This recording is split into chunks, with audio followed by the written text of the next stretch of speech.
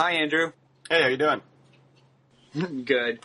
I am Will Wilkinson of the Cato Institute, and I'm here with Andrew Potter, author of The Authenticity Hoax, How We Get Lost Finding Ourselves.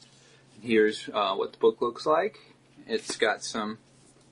Well, what does it have on the cover? It's got a chick looking at a rubber ducky. Yeah, a live chick and a rubber duck. I hadn't. I didn't catch the significance of the of the cover image before. So this is a book about authenticity. Before we get right onto it, why don't you tell the audience a little bit about yourself and how you came to write this book? Okay, I'm currently the business editor with Canadian Business Magazine, and I'm a columnist with Maclean's magazine, which is Canada's probably only serious national news weekly. I'm a former philosophy professor, and I came to write the book about authenticity, partly because it was something I'd twigged to back when I was in graduate school and reading philosophers like Charles Taylor, and they're sort of theorizing about authenticity. But more once I co-wrote a few years ago a book that in the United States was called Nation of Rebels, which is a book about consumerism and the counterculture, with a friend of mine named Joe Heath. And a lot of the ideas that sort of were in that book, I sort of expanded and sort of saw there's a broader project there about the concept of authenticity in the popular culture. So that's how I sort of came to write this book. Well, excellent. So let's see. This is a fascinating book. I really enjoyed reading it, and there's a lot. It's really meaty as well, and so we're not going to be able to cover all of it in an hour. But I'd like to touch on the main themes. So I guess to start out, let's just talk a little bit about the idea of authenticity itself and what people take that to mean and why it's a big deal. Right. Well, what struck me is how the notion of the authentic or authenticity has become one of these terms that is used. It's like family or community, right? It's always used as a term of approbation or endorsement. When you want to say something is authentic, you mean it's something good. And I sort of noticed, sort of researching the book and just sort of being immersed in our culture, that the authentic or authenticity is being used now as a term of what we're looking for in everything from our politics to our personal lives, our intimate lives, in art and music, in just about every aspect of our culture and our social lives. And the question is, with the authentic, is you always have to ask authenticity as opposed to what, because it's not a self-describing or self-defining term. And what I do in the book, over the first two chapters at any rate, is explore and sort of try and unpack the term, what I call the jargon of authenticity. And what I end up showing, just sort of quickly, we can talk about it some more, is just that when we talk about the authentic or authenticity, we're largely invoking a whole lot of ideas that surround a vocabulary that's either in tension with or against or in some kind of competition with the mainstreams of the modern world. And that includes technology, the market economy, secularism, and liberal democracy. Yeah, so the beginning of the book, you start out with a chapter on the malaise of, I don't know how you say it. Do you say that malaise? Yes, malaise, yeah. Malaise. The malaise of modernity, and you describe this in the longing for authenticity as something that emerges out of modernity. So you say, let's see, modernity has sort of three different components to it, and alienation is not alienation, but authenticity is supposed to be a solution to the problems that are caused by the losses that we incur from modernity. So can you tell that story in a nutshell? Yeah, and so the story I tell is one of before the rise of the modern world. We felt at home in the universe, the human species. We felt at home because we lived in a cosmos, the idea that we lived in an enchanted world. God's agency and God's plan and design could be found, in every aspect of the world, including a speck of sand. And we were also at home within a set of nested hierarchies, the hierarchy of God's creation, the hierarchy of the animal kingdom, and then within our own cultures, we lived within hierarchies where people had fairly firmly defined social roles and social castes and so on. And so the question of who am I and what's it all about was just really not at issue for pre-moderns. In the modern world, and this is a point that no one made better than Marx himself, that famous line in the Communist Manifesto about all that is solid melts into air. You get with the rise of the market economy, you get the sort of great equalization of social roles where money talks, right? And you get with liberal democracy, you get a greater individualism, and with secularism, you get the sort of disenchantment of the world. And technology that, and you get the fast-paced rate of change, and nothing is stable, and we really sort of lose our place. And so what I argue is that the notion of authenticity, the search for the authentic, arose as basically a substitute for that spiritual or religious or meaningful dimension of life in all aspects, from our family relationships to our relationships to our work to our relationships to politics. Excellent. Although maybe we should back up a second and talk a little bit about just some of what people take authenticity to mean, because it's not obvious when you say I want to be authentic what you're saying you want to be. And I was interested. You said that I think at one point that Lionel Trilling in his book about sincerity, is that what it was called? Sincerity and authenticity. Sincerity and authenticity. The idea of authenticity, it's a contrast to something that's fake or forged, or this is an authentic Vermeer as opposed to a fake one, or this is and that to be authentic is somehow to be really real, right, or something like that. Yeah. What I argue is that because when you ask people what they mean by authentic, they often really don't know, and that's what's really interesting is I quote, I think in the introduction, some work done by the pollster John Zogby, because he had a book out a couple of years ago called The Way We'll Be, where he said he was doing polling on Americans' values, and he said he expected to find people were just the usual run-of-the-mill aspiring consumers that they'd been for most of the last 100, 200 years, or most of America's existence. Instead, he said he found, throughout the land this great hunger for authenticity. And he said, but when you asked them what they meant, all they could really do is give synonyms for authenticity. They would give, real or sincere, just repeating what they want without sort of explaining what that would entail.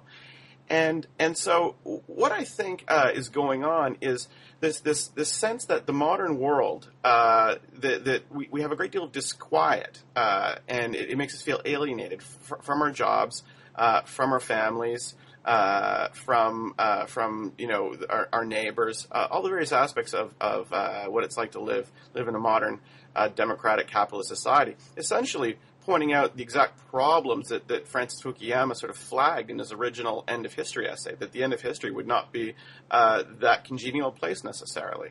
And so what we end up doing is searching for the authentic in areas or in the interstices or in places that are in opposition to or outside the main stream of modern life. And so we go on ecotourism trips, or we look for politicians. We want authentic politicians, that is, politicians who aren't spun and marketed and so on. That's why we can talk about this a bit if you want.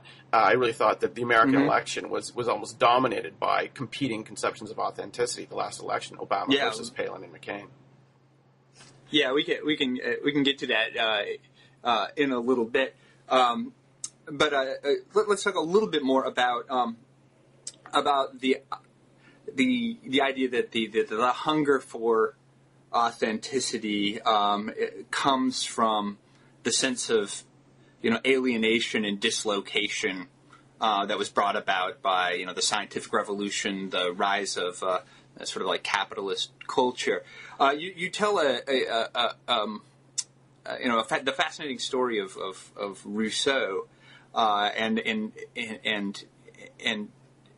it helped me a lot thinking about how Rousseau's critique of modernity kind of set the template for this whole genre that continues to this day. The idea that that in advanced liberal capitalist society we all suffer from this ennui and alienation, and as you mentioned that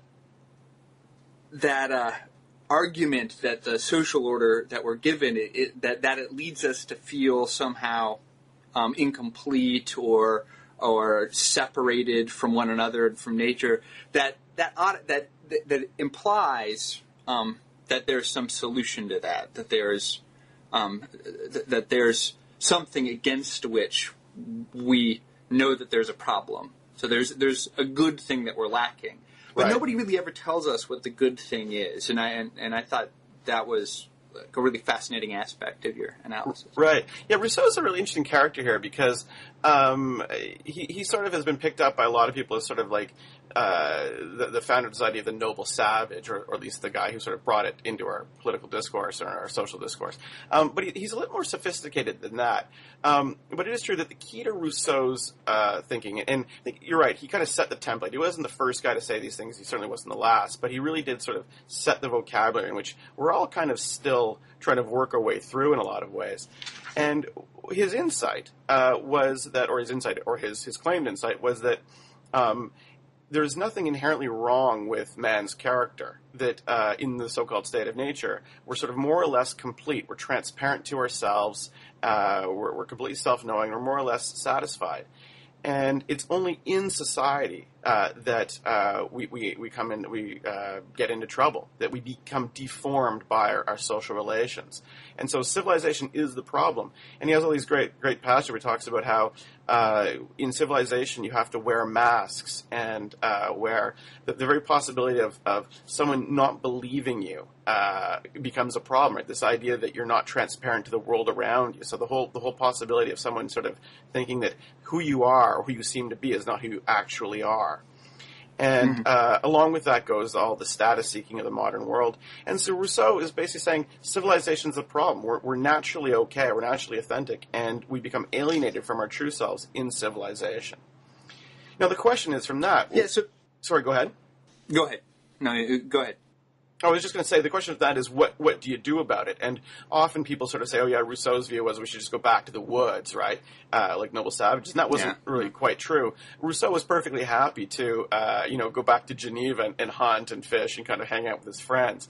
And so he was a lot subtler in his actual prescriptions, notwithstanding his sort of, kind of, the dumb things he did say about the state of nature.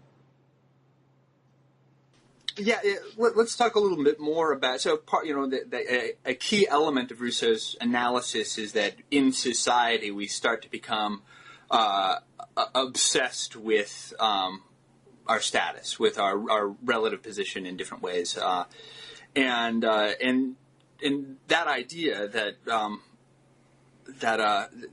we are motivated by status and relative social position, plays a central role in your analysis of what authenticity is about. So maybe we can talk a little bit about how,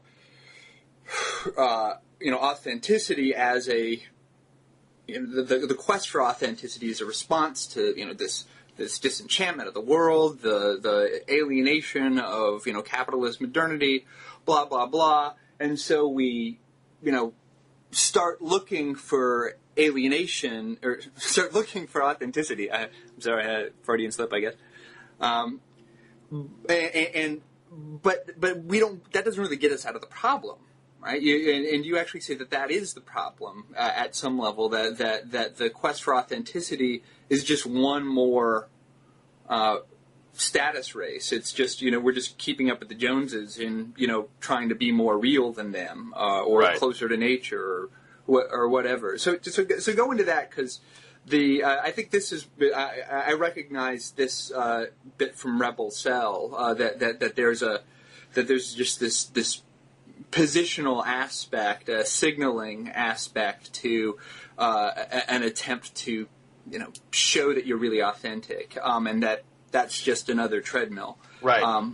So can you amplify on that thought? Yeah, so right. So start with Rousseau's complaint that the big problem with the modern world is not necessarily capitalism or private property. It's the status seeking. It's the masks of priestly culture that he absolutely hated. And so and for everyone who's read Veblen knows what Veblen did with this, right? Veblen sort of coined all the great terms that we still use: conspicuous consumption, and conspicuous leisure, and competitive consumption, and all of that. And what we tend to forget, and so Veblen tends to get dismissed by a lot of people who think that he was only talking about a certain sort of American aristocracy of like the turn of the century, or even at best about the American middle class of the post-war, when they were all rushing the suburbs and buying big cars and houses and sort of engaging in very obvious conspicuous consumption, right? My big house, my big car shows off my taste and my wealth. And then what Joe Heath and I argued in Rebel Cell, or Nation of Rebels in the United States, was that the counterculture just turned that onto its head and sort of changed the whole status hierarchy from being up a ladder of wealth and taste, and instead to one of conspicuous rebellion, basically, showing that you were hipper or cooler or more nonconformist than someone else. And what struck me, and certainly, yeah, you're right, the chapter 4, especially in the book, which is called Conspicuous Authenticity, sort of amplifies and expands that argument from the Rebel Cell. So, and what I basically argue is that there's been a transition in the culture, certainly over the last decade, where I think cool hunting, especially the kind of cool hunting that Malcolm Gladwell talked about in that essay, which is now about 13 years old, his famous The Cool Hunt essay, that kind of cool hunting is no longer really credible, largely because of the influence of technology, making it basically impossible for anybody to be on top of anything that nobody else is. And so what's happened is now you don't have to show that you're richer than anyone else. You don't have to show that you're more rebellious. You have to show that you might have a house, you might have a family, you might have a car, but you're not really spiritually connected to or ennobled by any of it. What you need, what you really want in your life is a set of experiences, a set of relationships, or even just a set of consumption goods that speak to your deepest aspirations and your true self. And what you get, and what I argue, is that this has an inherently competitive aspect to it, that showing that you're either going on a voluntourism track, or the one example I use as a classic example is the shift from organic to local economies or produce, right? That organic was seen as the epitome of authenticity until Walmart started selling it. And then you had to show that you were truly authentic. You had to switch to local food. And so that's, I think one of the classic examples of conspicuous, the ratchet of conspicuous authenticity at work. Mm-hmm. Can you say something about this? Is something that I was left wondering. Something about the way fashion. Because there are clearly sort of fashions of authenticity that there are fads. That the organic eating. And then like hyper locavorism. How do those things get going? There might. Is it that there's some sort of appeal in that kind of thing that that resonates with people's preconceptions about what would be authentic, like being closer to nature, and that once a practice gets established that appeals to one of these things, like being closer to nature or being a better steward of the environment, then you just get on this race. But you could have this could happen in all sorts of different domains in which people thought that domain had something to do with regaining authenticity. Right. Well, I think the way it gets going is, in the first place, is somebody sort of decides that they're alienated or that they want something authentic, and they sort of go out and they seek it and they find it. And what causes the dynamic, the competitive dynamic, is that all of the aspects of the authentic, you can kind of lay it out, right? Things that are, like you said, more natural or seen as better for the environment, or more spiritually satisfying in all kinds of ways. One example is the sort of called the cult of Oprah, right? This idea of perfect transparency and showing your emotions.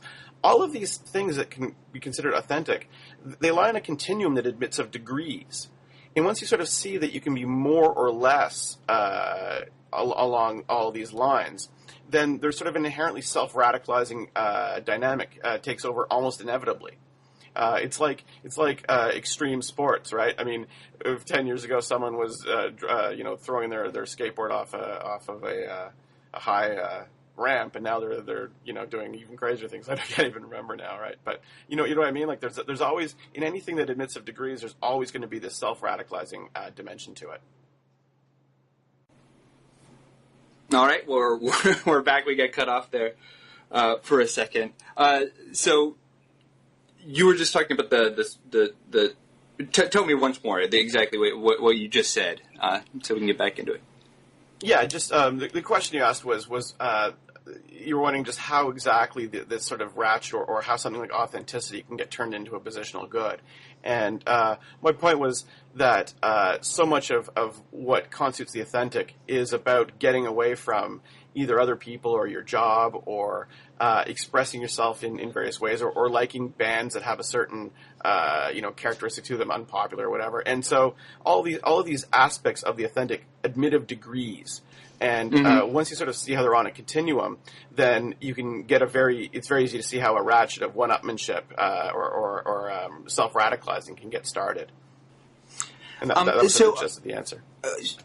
That raises a question that I had, is that you, in defining authenticity as a kind of positional good, I mean, you seem to accept that it just is that kind of good. And so it turns out that some people can enjoy authenticity. So if you can actually afford to go to a cabin in the woods, completely unmolested by tourists and so forth, or to travel to far reaches of the earth, untouched by tourist trinkets and crap like that. That in some sense, that is authentic. Do you think so?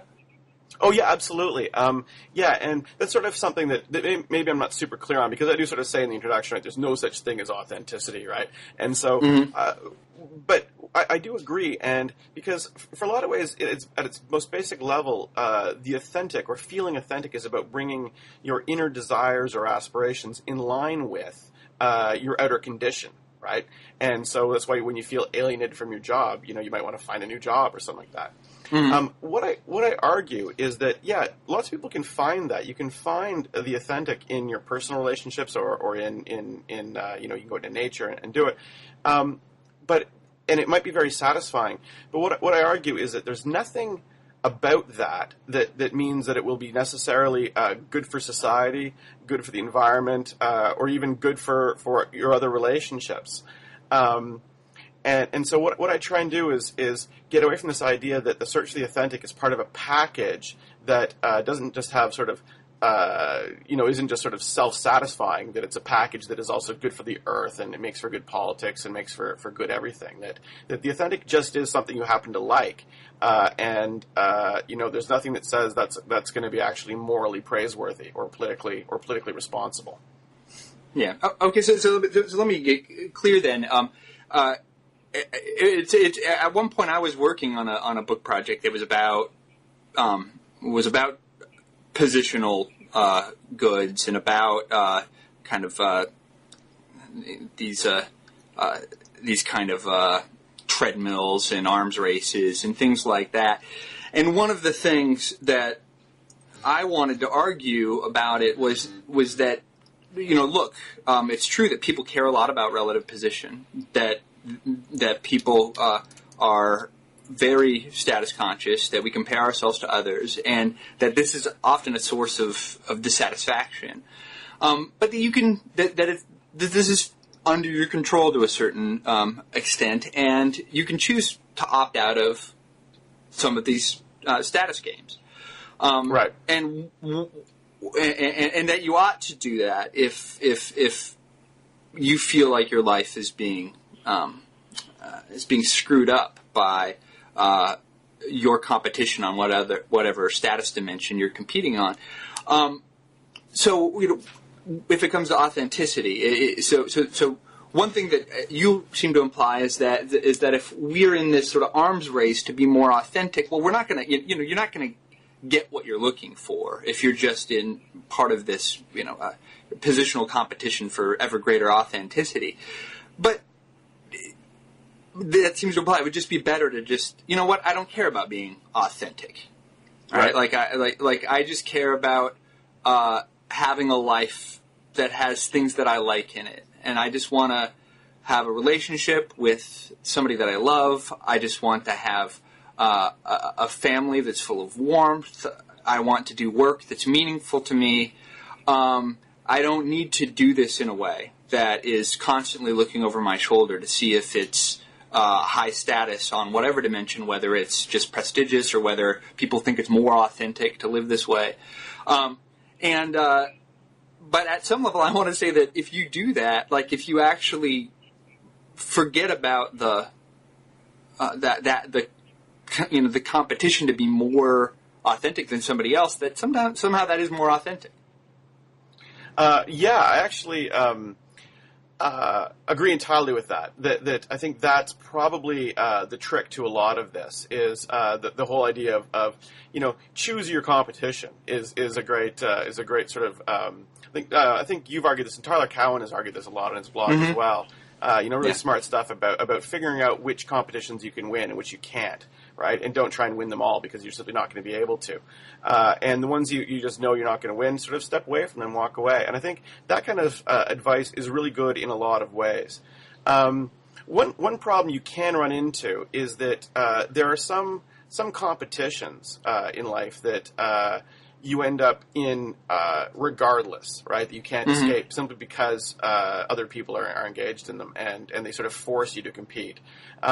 Less so in the quest for the authentic, but even just things like the various competitions for overeducation and so on, like credentialism in universities and so on, right? If you want a job in this economy, you kind of have to play that game, and you can't just sort of walk away and say, I don't want a degree, right?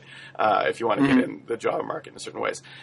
With the authentic, I think that's absolutely right. And there was actually the original conclusion to the book, which we trashed because it didn't really work, was I sort of talked a lot about Chinese philosophy and some work I'd been reading on Lao Tzu and the Taoists. Yeah. And, as a sort of, if you're looking for a way of appreciating nature and appreciating the authentic, that might be the way to go. But my editor kind of said, this doesn't really work with the themes of the rest of the book, and I hadn't really thought through that carefully, and it certainly didn't work as just a conclusion. But I think you're onto something there, and that might be, at least with the dimension of the authentic that is concerned with competition and conspicuous authenticity. I think you're absolutely right. That's a good that's the approach I would recommend. Well, excellent. I'm glad that you think that's sensible. Let's talk a little bit about politics, and there's two different kind of dimensions we can talk about. You have a chapter called "Vote for Me, I'm Authentic," which is about our desire for authenticity in our political candidates, and then there's also this other dimension of this which goes hand in hand with these critiques of mass culture and modernity, that there's some kind of politics that would somehow be redemptive or would heal us or would be or it'd be a politics of authentic social relations among citizens.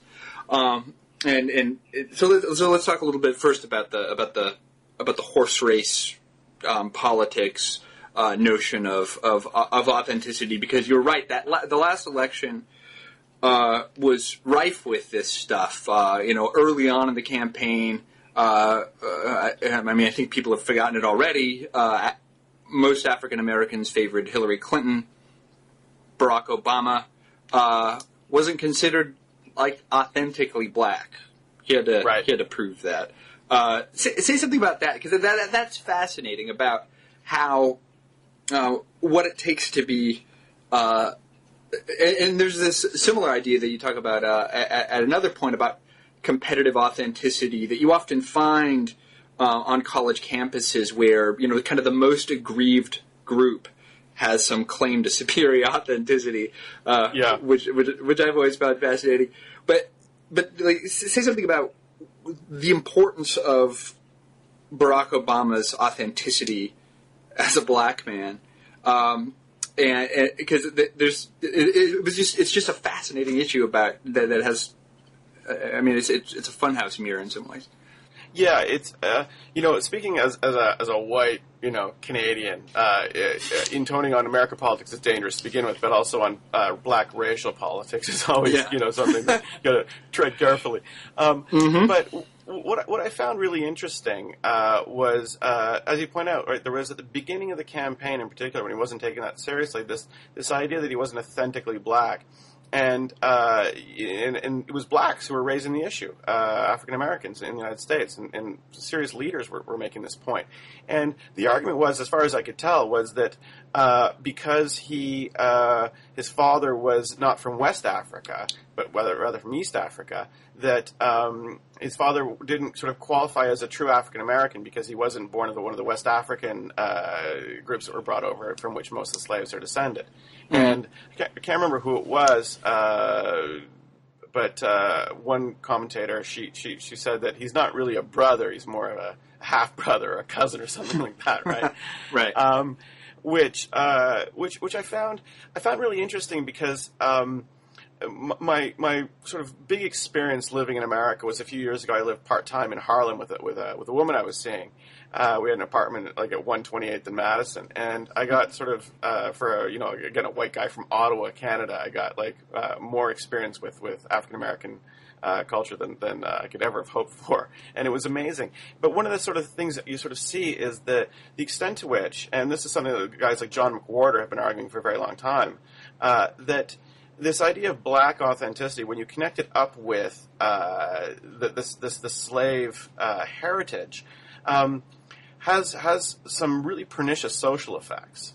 And you can see that in a lot of American street culture. And I'm certainly not the first one to point out this out. This isn't original to me, right? But this idea that if you want to decode a lot of what black men and their sort of hipster white knockoff types, but what black men are doing with the way they walk, the way they dress in particular, is to assume at any given moment that they're trying to signal one of three things, right? That they don't have a job, that they've been to jail, or that they deal drugs.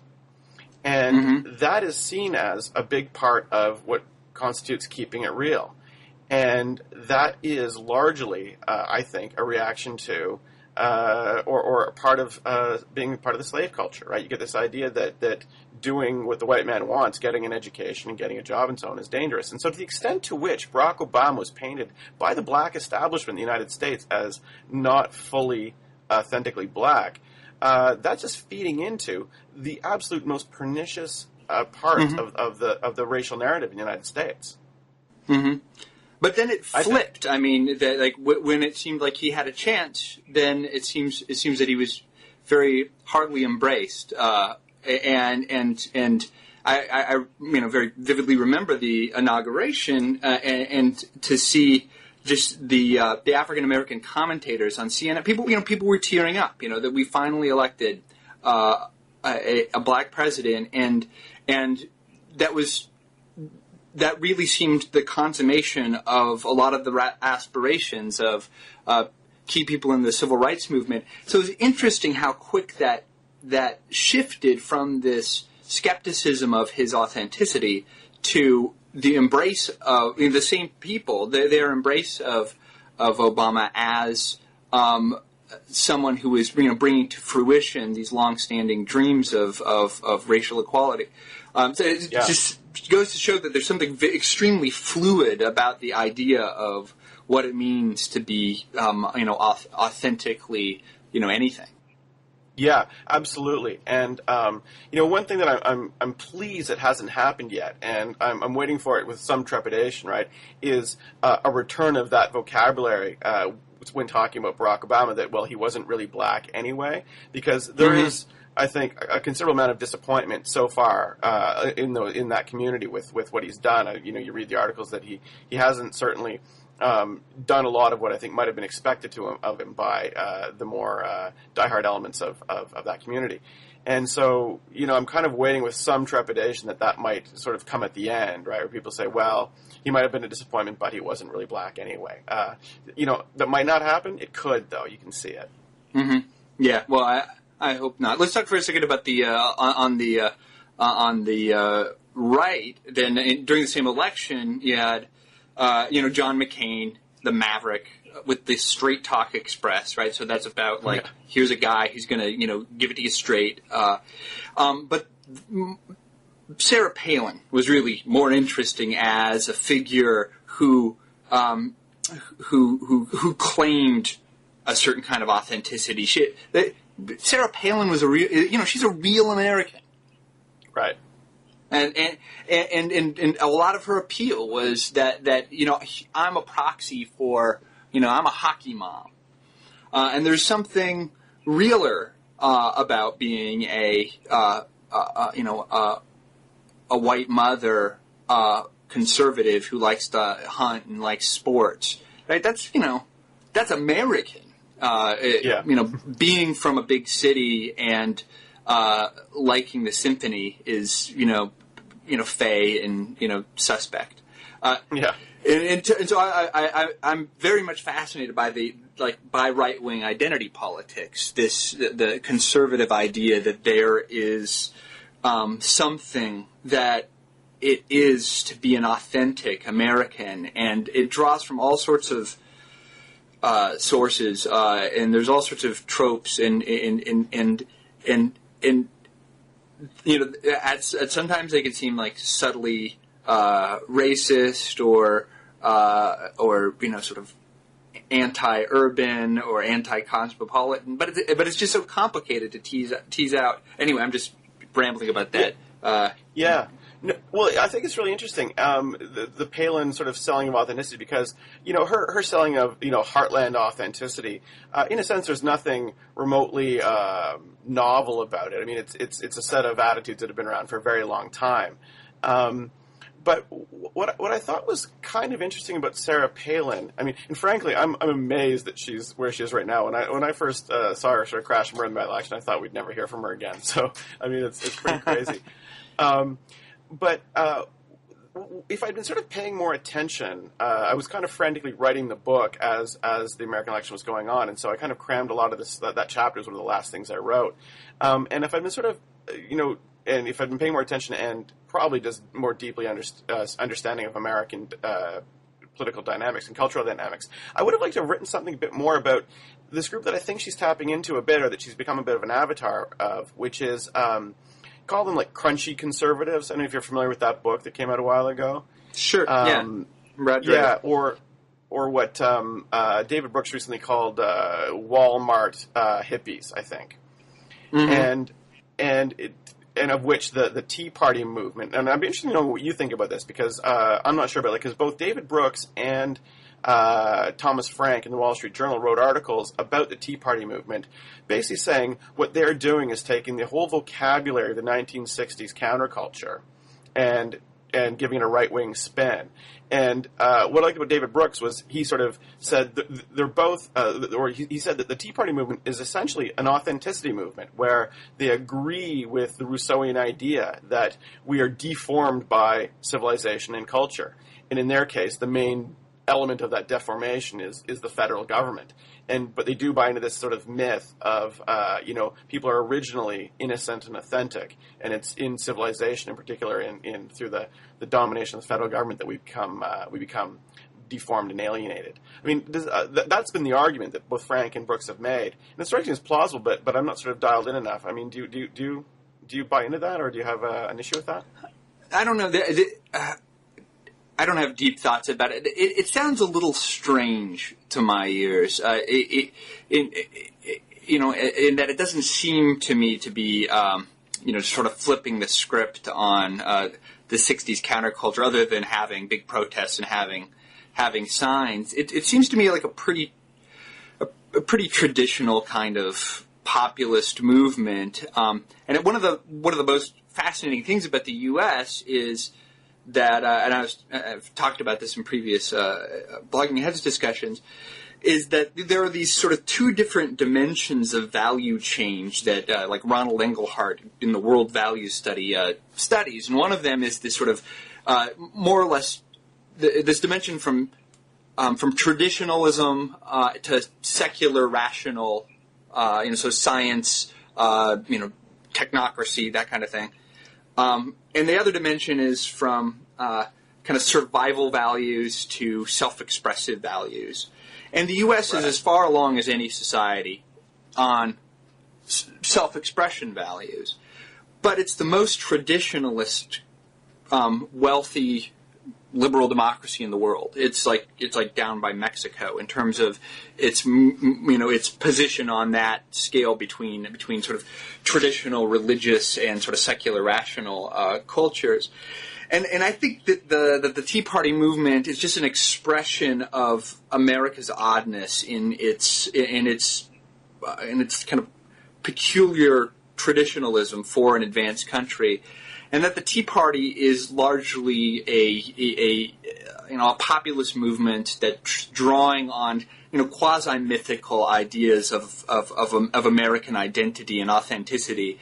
So, and part of that has to do with creating this this hagiographic view of the Founding Fathers and seeing the Constitution and the Bill of Rights as kind of sanctified documents, and there is kind of a narrative of falling away from the original American Eden, and then that occurs when FDR becomes president, I think. And I don't think there's this essential. There is in that the DNA of that kind of conservative American identity. There's skepticism of government, but I'm not sure. But I'm not sure it sees but puts government or it puts government in the position that Rousseau put society in general. I just think that it's that the government represents,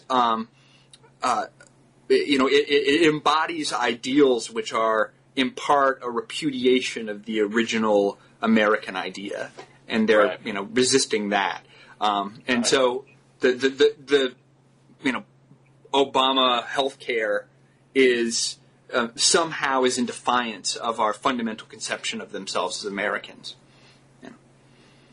And it's not really about the policy. It's not really about whether this is going to put the country on a more sound fiscal basis, or whether it's going to insure the uninsured. It's about whether the policy fits in with this conception of what we understand it to be American.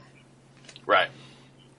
Oh, that's interesting. And that's so anyway. But I think that is an authenticity thing. And there's an idea about being authentically American, but the standard by which we judge if we're authentically American is a kind of opportunistic, constantly shifting picture that is that people have made up. So it's not like there's any fact about what it means to be authentically American. Yeah, of course, it's just enough people have agreed to this underlying conception that they think that they know what it is. Right. Oh, that's interesting. It's very interesting. Huh. So I talked. We can talk about that. Let's talk a little bit more about another one of the political angles. You have a great chapter on cosmopolitanism and on sort of the effects of globalization on culture, and in both of these cases, there's this idea that there's something more authentic about the isolated local culture, and in that when there's a lot of mixing of cultures that we get through globalization, that somehow every place we become more homogenized and things become less authentic. And so and I think there's something there's a deep impulse in a lot of people's politics about that they would like to have a stronger sense of connection with something that's distinctive, and a cosmopolitan, globalized order kind of washes that out. Right. Yeah, and I actually think this is, in a lot of ways, the most. I mean, there's been so much talk over for the last 15 years about globalization, right, and free trade and all this, and Canadians were obsessed with it because we're afraid. Like a lot of cultures are afraid, and I think there's not much to a lot of it, but a lot of the criticism. But the one thing I do think there is something to be said for the criticisms is that, yeah, globalization does affect small cultures, especially ones that are relatively isolated, in ways that are unpleasant for a lot of those people, a lot of people who are part of the culture. And, you don't have to be a screaming lefty to sort of acknowledge that. And I think a lot of that chapter I actually draw, you probably noticed, quite heavily on Tyler Cowen's work on this, because I think he's a guy who's sort of, he's experienced a lot of these cultures firsthand. He does a lot of sort of field work for an economist of this sort, and he's got some great arguments. And so a lot of stuff on the cosmopolitan aspect of that chapter, I'm just sort of grinding some axes I got from reading Tyler Cowen on this, because I do think that we tend on the one hand to fetishize isolated cultures. Bhutan is one. Cuba is another. Canadians are absolutely crazy about Cuba. It is the destination of choice for Canadian university professors, partly because it's kind of still communist and they like that, and also because there aren't any Americans there, right? So you get a double whammy for your trip when you go there, and it'll be interesting to see what happens once Americans start going to Cuba again, whether Canadians stop going. But I do think this is one of the and sort of to go back a second, one of the arguments I sort of try and come back to in the book is that the modern world is about trade-offs. That modernity isn't the book isn't sort of one long, or isn't intended to be one long, three cheers for the modern world. There's a lot not to like about the modern world. But what I try and argue is that becoming modern was about making trade-offs. There were gains and losses, and that on the whole, the gains are worth making. And I think the case is at its most tenuous and most sort of complicated when it comes to the effect that the modern world has on isolated cultures, especially Aboriginals. And ultimately, I think you have to sort of go with liberalism on this and say that cultures, freedom has to eventually work its way into these cultures, and so much the worse for an authentic culture that sort of can't handle it. But that's not to say that it's a good thing that nothing good is being lost. It's just to say that ultimately the world, the culture of the world is about hybridity and infection and not infection, but you know what I mean, hybridity and mixing. And I thought Anthony Appiah's work on this was excellent, where he says any culture that can't sort of hack this, well, so much the worse for authenticity then. Yeah. Yeah, and that brings us, back to one of your main themes, which is, and I found almost your entire book congenial because it seemed to grasp something that's always very important to me when thinking about this kind of issue, which is, I don't know the right way to put it, but just a kind of metaphysical egalitarianism that just everything that is kind of is equally there. And when you're talking about authenticity, when cultures start to mix, well, I mean, that's, the culture that became the English culture, say. I mean, that was, a bunch of Danes and a bunch of, at some point, that was a hybrid. And there's no point where you get a snapshot of a culture, and that's the authentic culture. It's always in motion. Right. And that at every point it's equally authentic. It's equal, it just is what it is. And the question is whether you like what it is or whether what it is good. But you might say that your culture is inauthentic because it's filled with people who are deluded in some way. But every culture is full of people who are deluded in some way. Yeah. And so, it just seems like that there's really not a scale of. I wouldn't want to rank cultures based on their authenticity, No. and I definitely wouldn't say that having a Kentucky Fried Chicken gets you a demerit. Right. Yeah, I mean, one of the greatest, or great examples I like about that is the way going for a kebab has become an authentic part of being English. It's along with getting extremely drunk. Now you get extremely drunk and go for kebab, right? And that is English culture in a nutshell. Have a bit of curry. Yeah. Yeah, right. But you're absolutely right. And I think when talking about cultures, because there are cultures that are more or less isolated, and in Canada and probably the United States to a certain extent, Aboriginal cultures are of that. And they're the ones throughout the world that have the most trouble sort of confronting modernity at the social level and the cultural level. And I think it's worth pointing out that whenever defenses are raised in favor of keeping those cultures isolated or in some sense protected from the modern world, you always have to ask, right, who's gaining here and who's losing?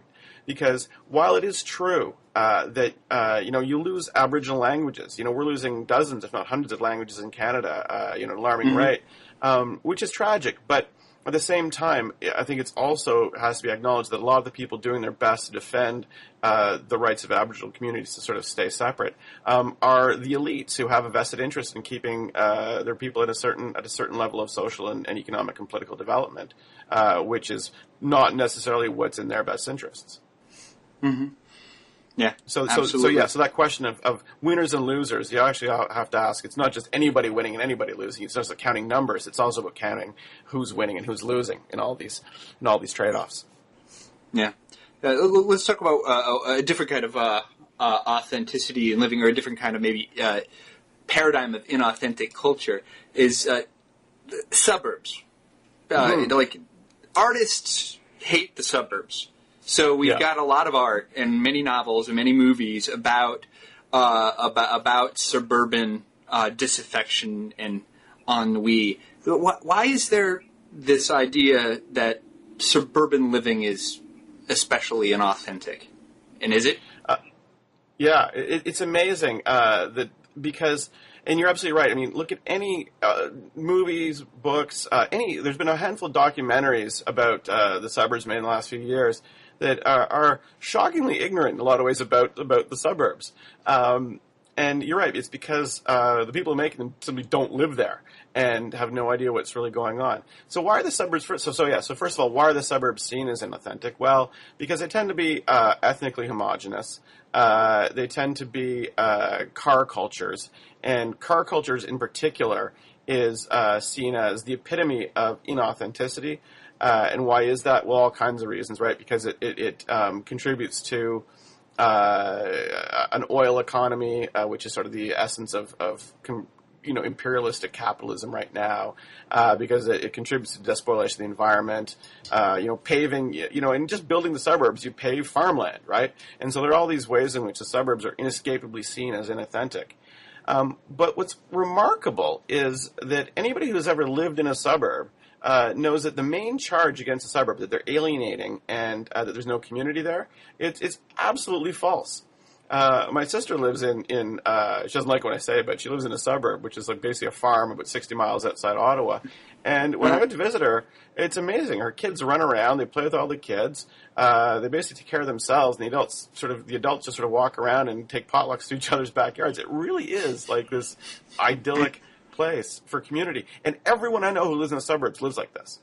And the claim that suburbs are alienating and lacking in community is just false on the face of it.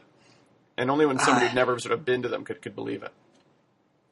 Yeah, I mean, but isn't there something like just invigorating and enlivening by the energy of city life, and it's teeming with diversity and things going on, and there's just like suburbs. It's like taking a sleeping pill. And, oh yeah, absolutely. It's fantastically domestic. There's no question. And look, I don't live in the suburbs, right? I'm just single. I don't have kids, so there's not a chance in hell I would move out to the suburbs. And again, I think it's worth pointing out that the suburbs is again about trade-offs. And you talked earlier about ultimately the search for happiness, if not authenticity, being about getting yourself out of a whole lot of competitions. Well, there's this great line that Baudrillard has. I think it's in his original book, The Consumer Society, where he says, "The city is a competition." Right? And that's his great line. And he's absolutely right. Everything about the city, living in a city, is a competition in a good way, in a way that we find really invigorating and enlivening and so on. That's why we have great art. That's why there's so much fun. It's why living in Williamsburg is so hilarious when you go there, right? Because everything people are doing there is a competition in one way or another, and it's a scream. But eventually you tire of it, it gets expensive, or you just get, you start to realize you're losing too many of them and you're getting too old for this. And you have some kids and you want a big house, and so you move to suburbs. And in a lot of ways, moving to the suburbs is, the epitome of what you suggested earlier about getting out of all the conspicuous authenticity aspect of it. It's about being conspicuously square. Yeah, I'm squarer than you. I've always liked the idea of shouting at somebody like, "I am so humble." Yeah. Because I think we've about used our time. You end the book with a meditation on progress, because a lot of the point of the book tends to be that there, as you mentioned, is that there's a lot of trade-offs that come with the advent and progress of modernity, but we do make progress. I mean, it's actually things are better. The things that we've lost are compensated for in some ways. And so you want to have a word on progress to sum it up? Yeah, I think when you talk about progress, people tend to think, oh, you mean like technological progress and economic progress, right? Digging more stuff out of the ground, making more stuff with it, and just having more of it around, right? And that's sort of what when you say that, a lot of people on the left especially get their hackles up and say, oh, hang on there, right? And so what I would want to say is that there's more to progress than just sort of economic growth and digging stuff out of the ground, because it actually gives us real benefits, right? We live longer than ever before. We're healthier than we've ever been. And people say, well, we're unhappy. Well, the happiness literature is kind of iffy, and I'm sort of agnostic on the meaning of a lot of that economics of happiness literature. But the one point I would want to make, and I don't make too much of it in the book, but I do make it at the end, is the question of moral progress is something that we constantly neglect in our discussion about how things have changed over the last 20, 30, 40, 50 years. And the example I use is I refer to a guy named David Suzuki, who's a Canadian environmentalist who wrote an essay a few years ago on the eve of his 74th or 75th birthday, wondering whether it was better to be born in 1936 or better to be born in 2010. He sort of reminisced about his childhood, chasing frogs and swimming in streams, and ends up concluding that all things considered, he thinks it would have been better to have been born in 1936. And it's given the horrors that face kids born today. And I actually think that's a moral abomination to sort of suggest that. I mean, especially considering, when would you rather have been born gay, right? 1936 or 2010? I mean, I think this is I live in a country where gay people can get married, which is incredible from the perspective of social equality. And to sort of, that's not an absolute trump card, but I think these kinds of moral considerations, just the way there has been progress along the stretch, is something we constantly ignore and is an unambiguous triumph of the modern world. I'm with you, brother. I've been working on a book, and it starts out trying to make the claim that we've actually gotten somewhere morally in the last, even less than half a century. So I've been dipping my nose into a lot of literature from the 50s and the 40s, and if you start looking for bad stuff, man, it sucked. It was terrible to be African American in the U.S. Just terrible. Right. And God forbid you want to marry across racial lines. Like psychiatrists would say that you were crazy at the time, that it was a kind of death wish to want to marry somebody of another race, that you were trying to be self-effacing in some weird way. Psychiatric institutions were abominable, just like the treatment of the mentally ill, the treatment of prisoners in prisons. It's still abominable in the U.S., but it's gotten a lot better. Just gender equality, just everything.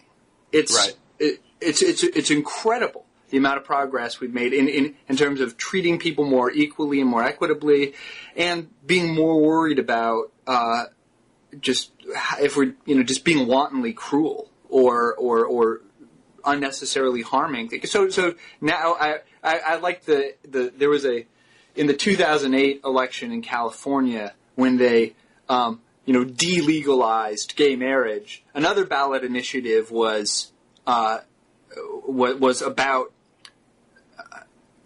increasing the size of chicken cages. Right. And so that one step backward in sort of in delegalizing gay marriage, which took a really concerted, organized effort, and it's going to be gone in a year or two.